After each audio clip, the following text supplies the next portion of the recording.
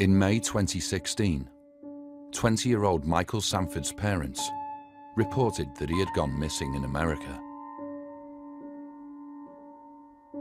23 days later, he turned up at a Donald Trump campaign rally in Las Vegas.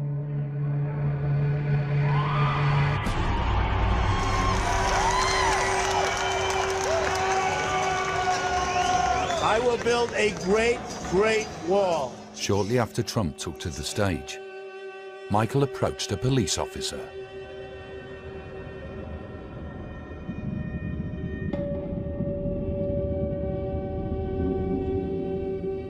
Seconds later, he attempted to grab the officer's gun.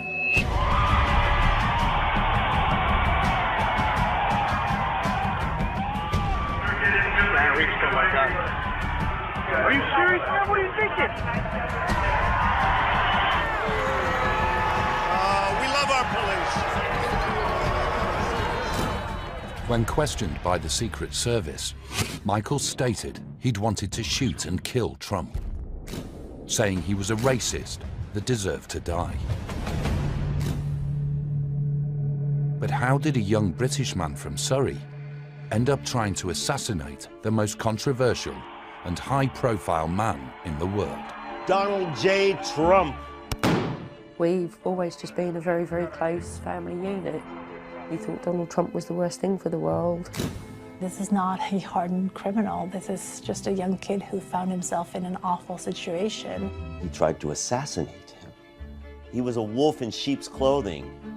Michael is due to be sentenced and could face decades in prison. Michael Sanford could have altered the course of American history. But were these the actions of a boy with a history of mental health problems? He seemed just a totally different personality from the boy I'd known. You know, he's going to spend his 21st birthday in prison. Someone who really shouldn't be there. Or was it a premeditated attack? When Michael was shooting, he was doing this. Who's he working for? Maybe he got radicalized. There's nothing I can tell him that will make his situation any better. And I just want my son back. I'm telling you that if violence is wrong, I disagree with that.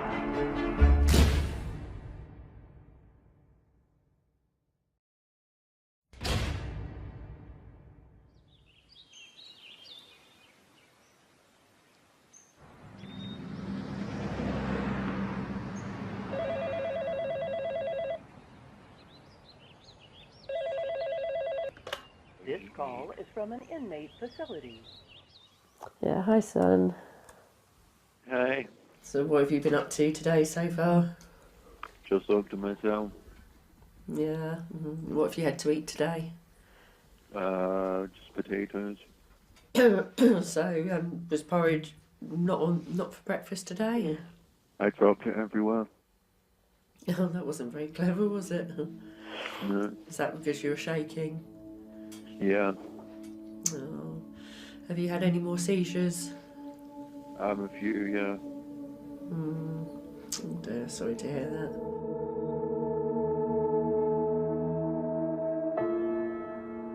that. It's very hard to know that he's there and we're so far away from him. All the calls are recorded and monitored. It's very impersonal. Sometimes he begs me not to go and he rings me back again. He says, I just want to keep hearing your voice, Mum.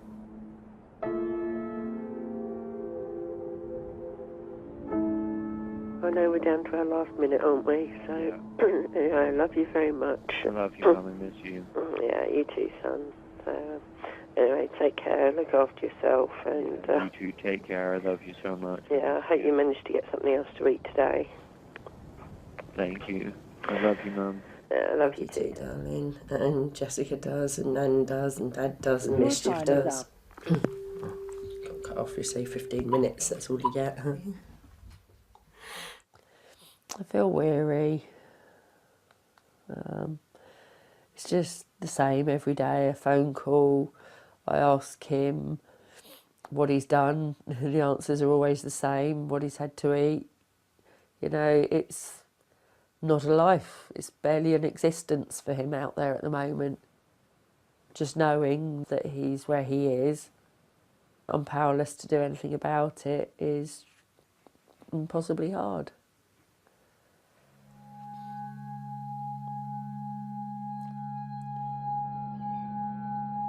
Michael's currently being held in a maximum security prison in Nevada's Death Valley while he awaits sentencing. After admitting trying to kill Trump, he's entered a plea bargain in a bid to reduce his sentence, but still faces the possibility of a lengthy jail term. This is one of the most high-profile cases I've dealt with, and certainly it's a very complex case. The government will be arguing that this was not something that was a spur-of-the-moment type of crime. This was something that had been calculated. They're going to be arguing that this was, in fact, a very dangerous situation and could have resulted in somebody being murdered. The maximum under the law is 20 years for Michael, so he could be looking at many, many years in prison.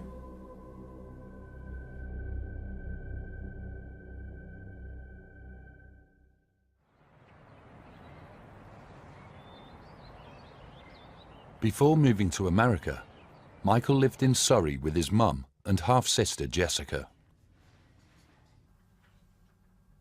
I think that one's really cute. Probably his first ever smile. None of us had any idea what was ahead for us back then. You know, I sit and I look at these pictures of him as an angelic little boy. I just think it's so tragic that this is where his life is at. Especially someone who really shouldn't be there.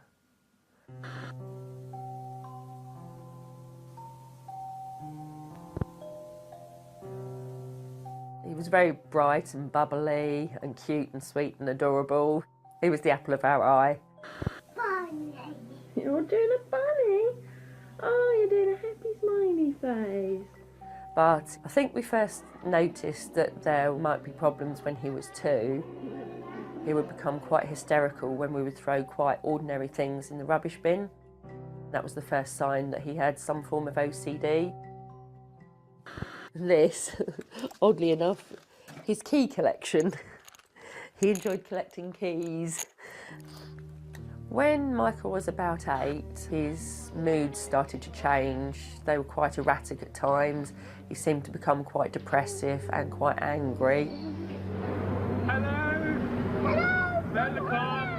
I wondered if, because by then I'd split up with his father, I wondered if it was some anger at the breakup. But his mood swings and erratic nature were starting to concern me by then.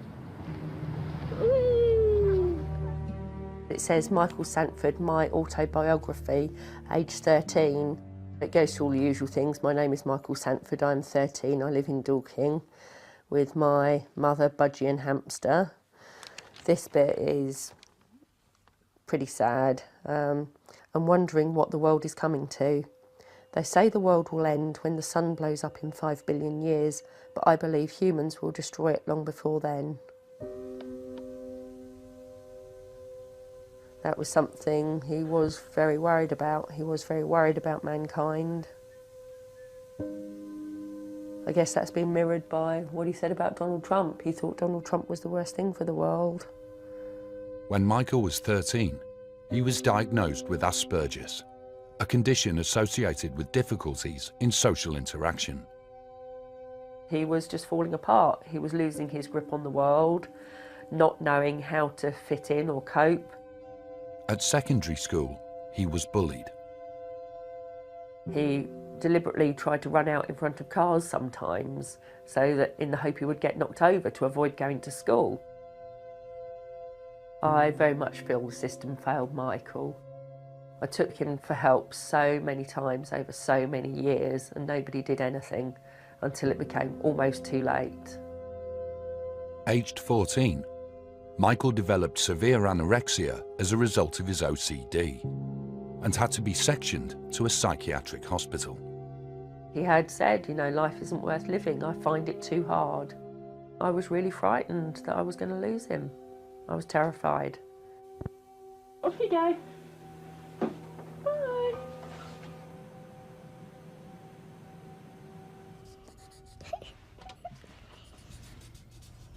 What are you drawing?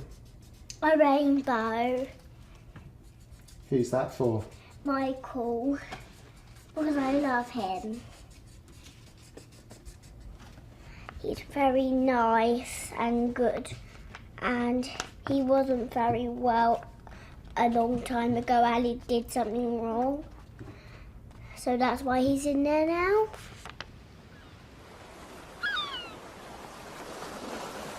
Michael's parents separated when he was 5 years old, but he has always remained close to his dad, Paul.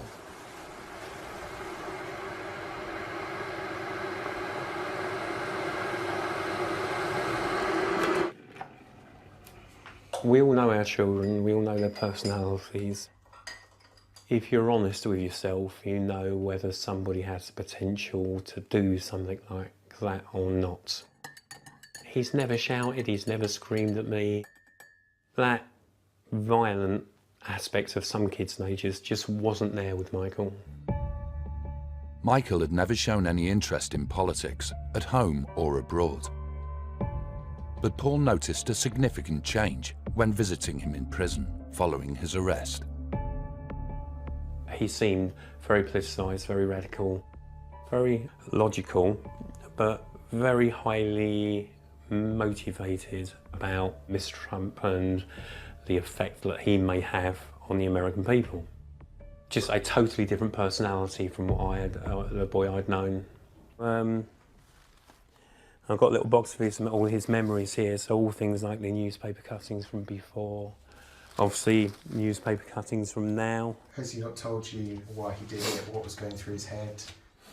No, I mean, it's very difficult for him to say anything to us. Everything he says and everything he does is monitored.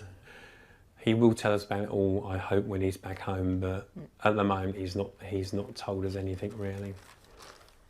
I mean, I think, although it's quite a morbid thing to do, but when Michael comes out, I'm sure he's going to be quite interested in the news coverage from back home.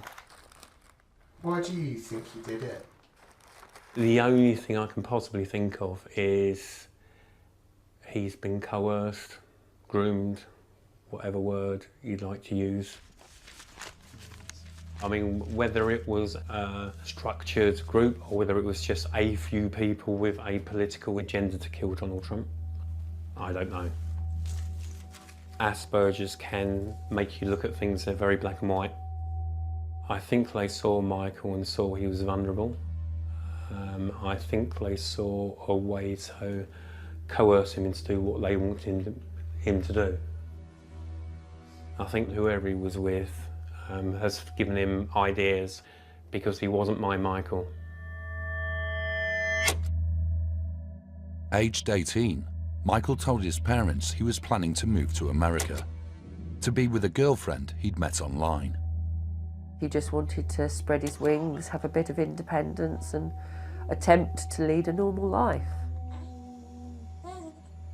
He said he had to go or he would attempt suicide again. He's 18, he's an adult. He's a vulnerable adult, but you can't stop him doing anything. Michael's family used inheritance money to pay for a year's rent on a flat in Hoboken, overlooking New York. He was the smallest, skinniest person I'd ever met, the most polite person that I'd ever met. Michael never mentioned any girl to me or friends or anybody. As a matter of fact, I think I recall him saying he knew nobody here. If Michael moved to Hoboken for other reasons, I don't know. It does make you start to wonder. Initially, we heard from Michael all the time, but his behaviour became erratic. Sometimes we'd hear from him, sometimes we wouldn't. He turned very nasty at one point. He said to me, "You've no idea how much I hate, loathe and despise you." And that was the final straw for me. I said to him, who is putting these thoughts in your mind? Because he'd always been so loving. On the 26th of May 2016, having lost all contact with Michael, Lynn reported him missing to the authorities. I was worried out my mind. I could only see it ending in a disaster. During this period, police now believe he'd been living out of a BMW bought using the money he'd been given for rent. Michael didn't surface again until the day of his arrest.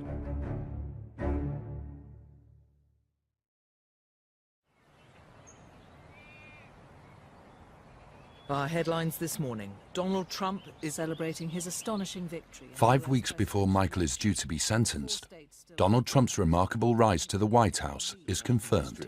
The Republican businessman defeated his Democratic rival, scoring decisive victories. Confounded the pollsters and media pundits who predicted Hillary Clinton. What does the rest of the world make of these seismic events that took place overnight in America? We're going to get the view from London, Europe. I was up all night watching the results. It's obviously only been announced in the last hour or so. There's no getting away from it now. I mean, he is going to be president for the next 4 years, and like it or lump it, you know, we've got to get on with it. So what does the rest It's a result that could have an impact on the length of Michael's jail term. in America? We have sentencing coming up next month, and whether Donald Trump will choose to make an example of Michael remains to be seen. Thank you. Thank you very much, everybody.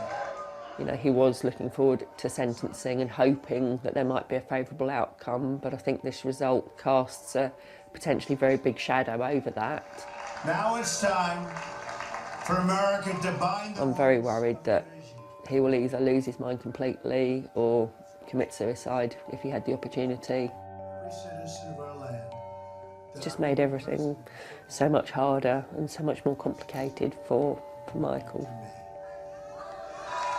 For those who have chosen not to support me in the past, of which there were a few people, I feel powerless. You know, I want to be able to keep him strong and to give him hope. But a lot of that hope was dashed last night with the outcome of this, you know, and it's made the future so much more uncertain for him. Political experience, and one who's just caused the biggest political upset in American history.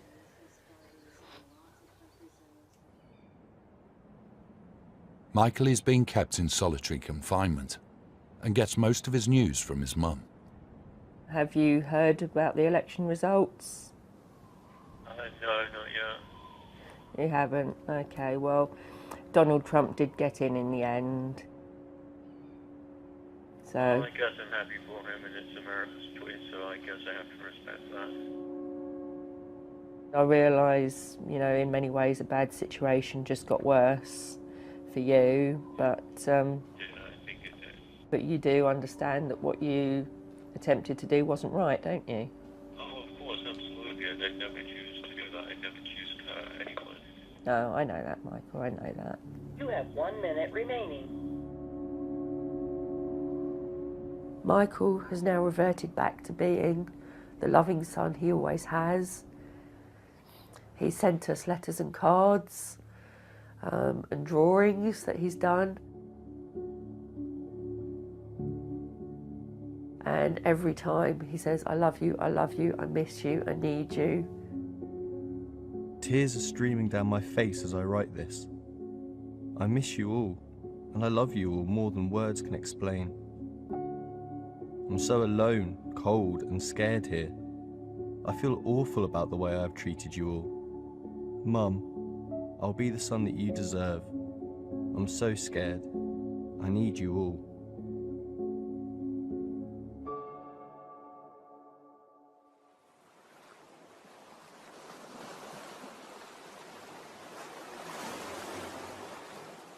When Michael did move out to America, I redecorated my bedroom. Just get me thinking about him a bit more, I guess.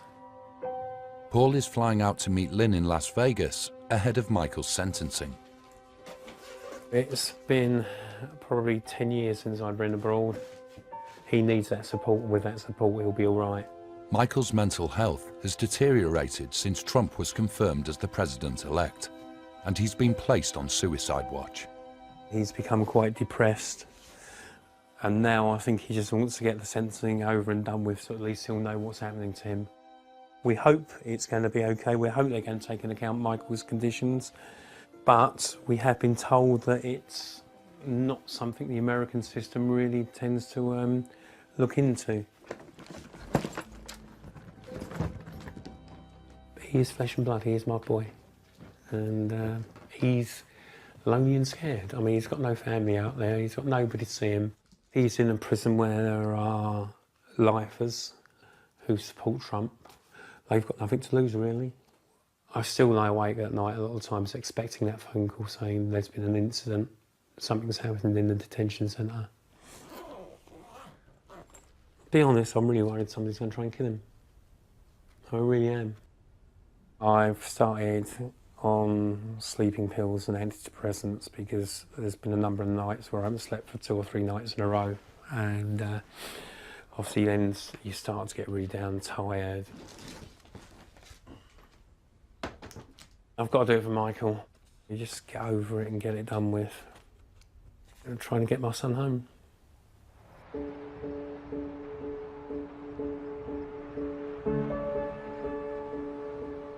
With Michael's sentencing just days away, his legal team are putting the final touches to their case. So we put together, I asked Lynn to send me a bunch of pictures. So we need to call the court later on and make sure that we can play these while we're arguing for sentencing. You know, the problem is the control we have over what happens to him when he's in prison is fairly minimal, but the control we do have is to limit the amount of time that he needs to spend there. Michael's plea bargain means he's pleaded guilty to impeding and disrupting government business and being an illegal alien in possession of a firearm. The reality is that you have Michael admitting that he tried to assassinate what is now President-elect Trump. He could face up to 20 years in jail unless his defense team are successful in proving he was suffering from a psychotic episode. And frankly, I don't think that that was Michael Sanford. That's not the Michael that I've certainly have come to know in the last few months. But that's certainly the Michael that the government's going to be portraying at sentencing. I think that Michael has suffered from a variety of different mental health conditions, and what he said and what he did was really not him, but a condition that needs to be treated. The arguments are ready, everything's been filed, so I think right now it's just really a matter of just wait and see. On his arrest, the Secret Service conducted a thorough investigation, tracking Michael's movements leading up to his assassination attempt.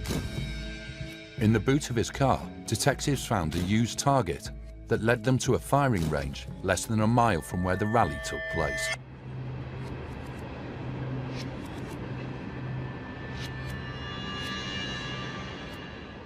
It's gonna be really loud.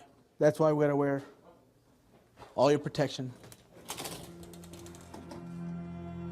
Michael attended the shooting range the day before the rally. He would later tell detectives that he'd considered buying a rifle to shoot Trump from long distance, but claimed he was unable to acquire one. This is the Glock 17, the one that Michael shot. We're gonna load it, enter the magazine, and then we're just gonna slide goes forward, ready to go. Josh was the range safety officer that attended to Michael. Honestly, there was nothing off of him when he came in. He shot 20 rounds. He was shy, he was nervous just like any other customer, but I would have never thought that he was practicing for an assassination ever. Glock 17s are standard issue for law enforcement here in this country. An experienced shooter, they don't anticipate the rounds. You don't shoot down, you're pretty much just keeping that gun forward, which will look something like this. You're forward. When Michael was shooting, I'll see if I can get it right. I'm gonna miss on purpose. He was doing this.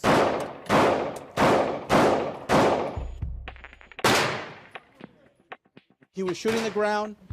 He was not a good shot, of course, just like any other shooter who has never shot and has adrenaline kicking in and is really nervous. They usually shoot really low because you're flinching, you're so nervous. He was an ordinary customer.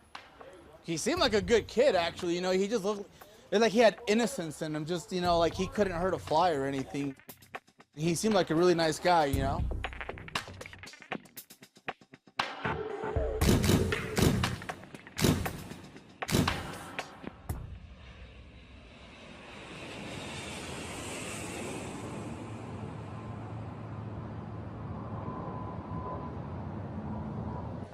After a 10-hour flight, Paul has arrived in Las Vegas for Michael's sentencing.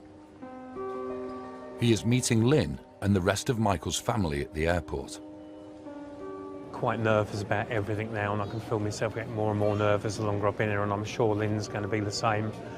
The nerves will start when she gets in, and then I think as the day progresses, thinking about tomorrow, it's going to be hard for both of us, and I think Lynn is going to start struggling.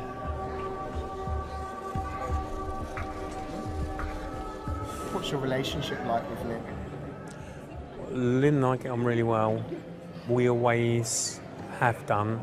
Hello, Jessie, hello. Even when we split up, we got on quite well.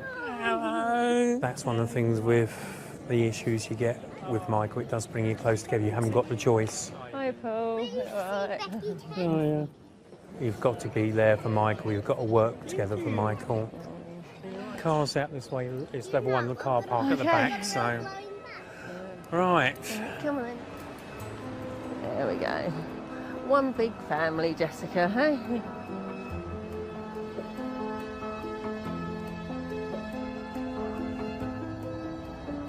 That's where it all happened, Treasure Island.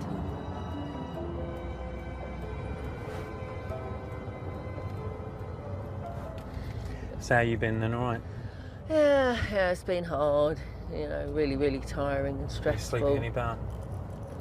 No, nor eating better. At least we'll have some sort of closure for tomorrow, won't we? It's been a long time coming, hasn't it? You know, and I know it's been weighing hard on Michael, you know, just the waiting and not knowing. Jessica, do you remember where I said that we're going to go tomorrow? Court. That's right, yeah. Who's going to be at the court and why are we there? Michael, we have to find out how long he has to stay there again. That's right, yeah. So there's going to be a special person. The judge. The judge, that's right. And he's going to listen to lots of things about Michael and decide how much longer Michael has to stay here, isn't he? I'm a bit nervous of the judge because I've never seen him before. No. Do you think you can be on your best behaviour? Yes. And of course Michael would like to see how well you can behave as well, wouldn't he? What would you like to say to Michael if you get the chance? I love you. Oh. You all right?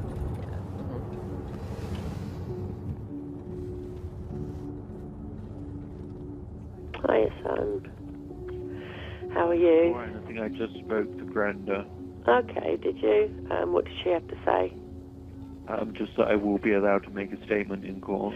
Yeah, well, at least you get to have your say anyway. Are you going to read it to You want me me? to read it to you? Yeah, that'd be Yeah, nice. you want me to read it to you? Yes, please. I would like to take this opportunity to apologize to everyone involved. I feel terrible and awful about what I did, and I'm extremely ashamed of myself.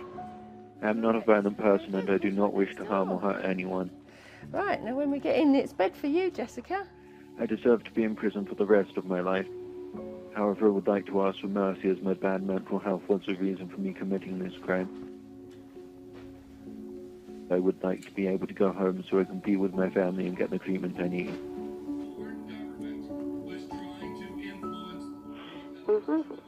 I don't think you should say, though, that you deserve to be in prison for the rest of your life, because that's not true. I mean... I did try and kill a guy, Mum. No, I know, but you didn't mean to, and you didn't intend to, did you? And... All right, I'll take you now.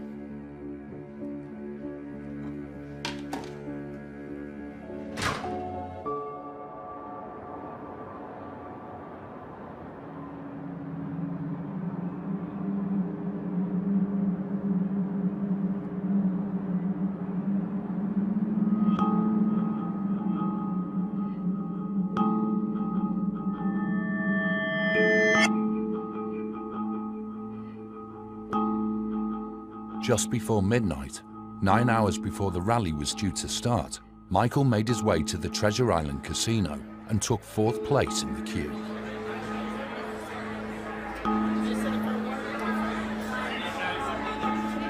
Greg Donovan, a staunch Trump supporter, was next in line. I asked this young man, I said, would you mind holding my space while I go change? He said, oh yeah. And I heard the British accent, I remember. I was in my full red thing and black top hat. But when he saw it, he seemed kind of repulsed. And I found that odd because I thought he would like it, you know. It just didn't seem like a regular Trump supporter. It didn't seem like that. That was my feeling. I was in 5th row. I got very close to Mr. Trump. I'm so close to him. Look at that. There's something about the rallies. It's just euphoria. Ladies and gentlemen, the next president of the United States, Donald J. Trump.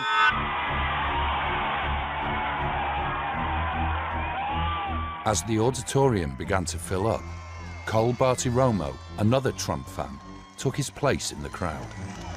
The crowds are just so high energy, feeding off his energy. So passionate, start chanting things over and over again. Thank you very much. Oh, I love you people. I love Las Vegas. I love this state. 30 seconds into Trump's speech, with all eyes on the stage, Michael approached a Metropolitan Patrol officer. And borders generally that are strong and powerful. We're going to get rid of Common Core, and we're going to bring our education local. When we get 37 states,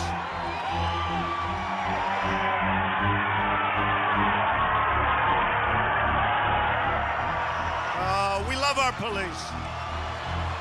Thank you, officers.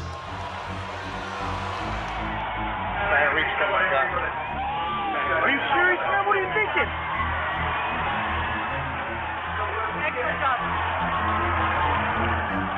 I started filming when I saw guards tackling somebody.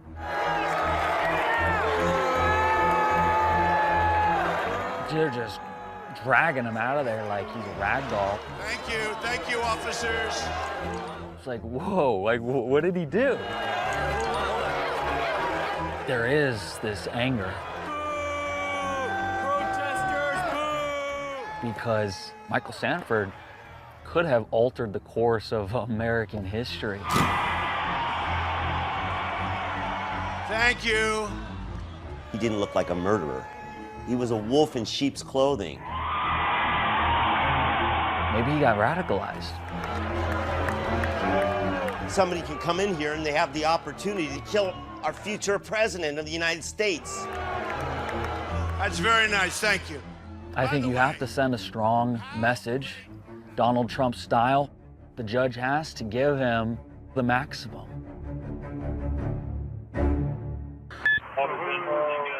On his arrest, Michael told detectives that the greater good would be to lose his own life rather than have Trump as president. He stated that it wasn't a cry for help, only the right thing to do. You know what you did, right? Well, yeah. Okay. We'll make sure. Yeah, I got it. You do, right? Yeah. Okay.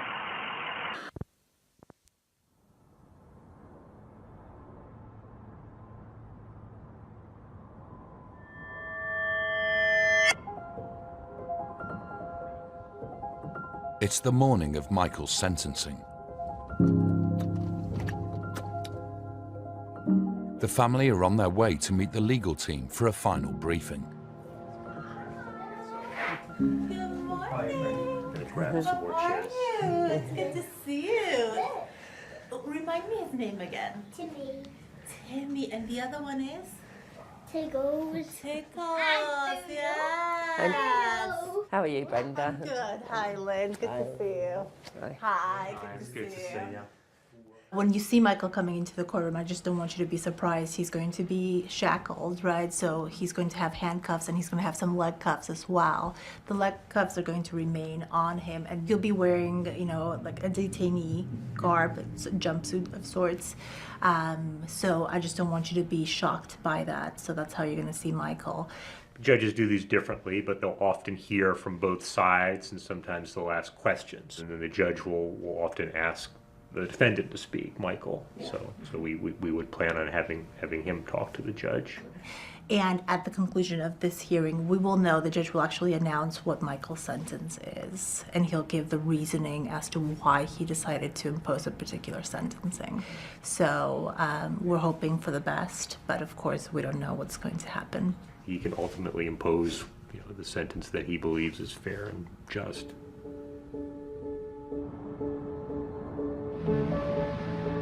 Unless the Republican judge is sympathetic to Michael's mental health disorders, he faces a lengthy jail term. Michael Sanford is in there now, dressed in an orange jumpsuit. He is tethered at the ankles. Last big building. His family say that he is someone who's had a lifetime of mental health issues, and therefore they're asking the court to show some leniency. That is now in the hands of the judge, and we're expecting that verdict at some time in the next hour. What's done is done. We can't change what happened, but my worries are that we won't get him back. Which way are we going? I think it's just round here, Jessica. Have you been able to talk with him?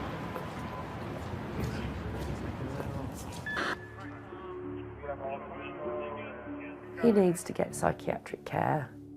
He needs to be back in the UK.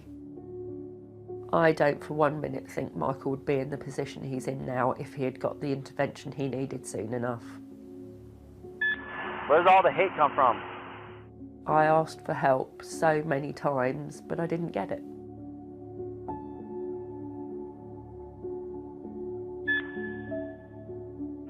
Your opinion, he is disgusting. No, I understand that. Do you think what you're doing is right? It's justified. It's not. If you're wanting to kill somebody, it makes you wrong. I don't want to hurt any innocent people, but I only want... That makes you wrong. This is America, land of the free, right? Everybody should be able to entitle what they want to say and do, right? Well, I mean, within... No, yeah, everyone is entitled. This is America. That's the rule. That's... No, when someone's right. Everyone's entitled to say what they want to say. Freedom of speech. That doesn't mean it's right, though, if someone's... Okay, you know what? Then you need to change the Constitution. How would you think that racism is correct? I'm not here to debate. I'm telling you that violence is wrong. I disagree with that. There is life for him, the other side of this, whenever that may be. I know that although he attempted to do a bad thing, he's not a bad person. And I know we have to get him back.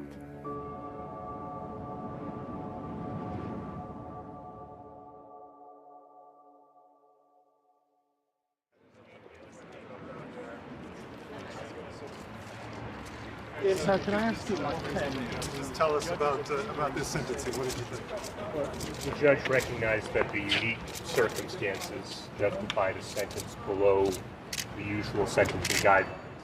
The important thing is he wants to go home. He wants to go home as soon as he can, and you know, the light is at the end of the tunnel here, so he's happy about that.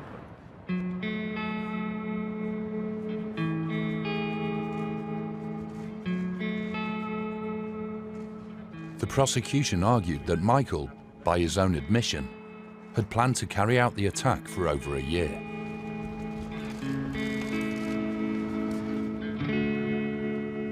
But the judge was sympathetic to his mental health and handed down a shorter than expected sentence of 12 months and a day. Is it good to see Michael?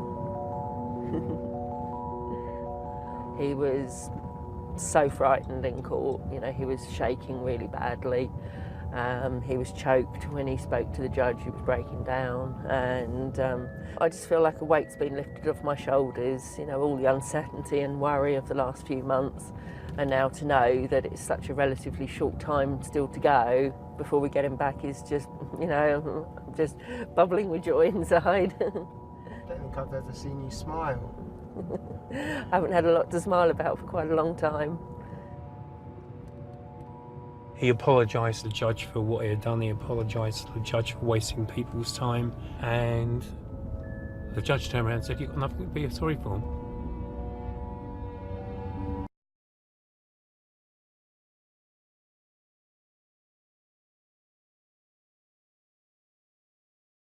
Said, "You've got a condition. If it had been a heart condition, he would take medication for it. And nobody would think anything about it."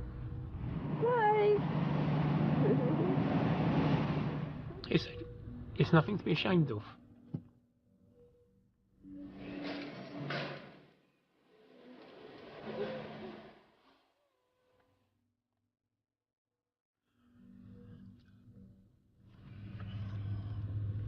The judge realised what everybody else has always said about him.